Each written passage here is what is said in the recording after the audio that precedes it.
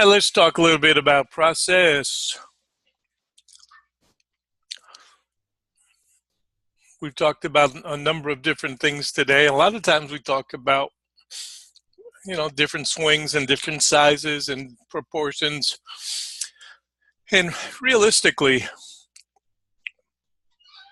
a couple of different things will catch your eye if you're looking at enough information. Part of that's on your spreadsheet or on charts. And of course, part of that is just going to be your gut level intuition. I look at this, and I've got other charts too. These are just the ones that I'm using right now to help show some of the more important ones. But this is part of the process. Think of this as like somebody that's projecting their views on TV. And director's going to say, okay, cut to this camera, cut to that one, and show the different facets of it. And that's what I am doing here with this approach. So you can screen different ideas, and then when something catches your eye or something is interesting, in one click, I can immediately go and say, okay, so what am I thinking? What pattern is here? What are the dynamics of the current trade plan? We talked about this 67, 68, make sure you're paid. We talked about this low down here at 52.5. The half gap will tend to be supportive today. So with one click,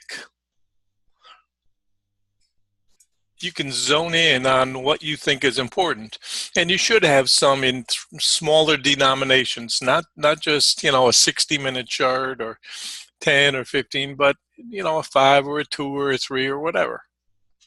And then the ones that really catch your eye, you can zone in on and say, okay, oh yeah, that was a good idea we had. Too high, overdone, snap too much, not thinking plunge, but think maybe if we got to pull back, that would be reasonable.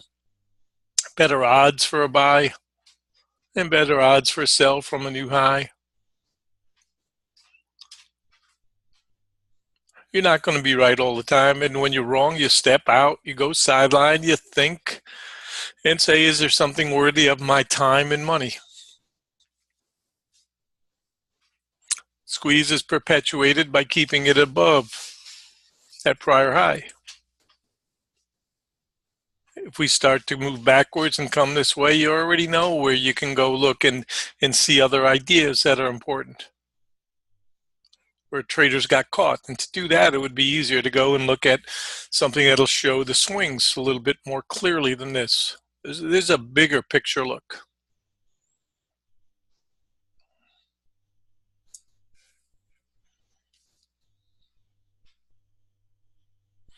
So when we look at key ideas for the day and said don't overtrade, this is part of the thinking that we need to allow moving averages to catch up because we're way ahead of ourselves with this kind of an open.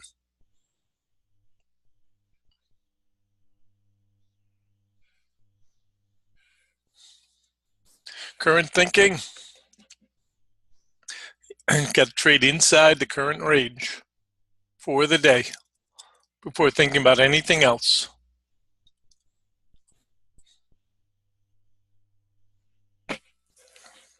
And that prior high is certainly something we need to consider. That prior high being that 61 area. Said if we got past this top of the pipe, then the next objective is the red line. Don't overtrade lunch. I'm going to make sure I preserve the videos. I'm going to shut the room down for a few minutes. I'll reopen. Pretty much avoid trouble day, we said. See if we could eke something out of the day. Half gap trade was the high priority trade that worked.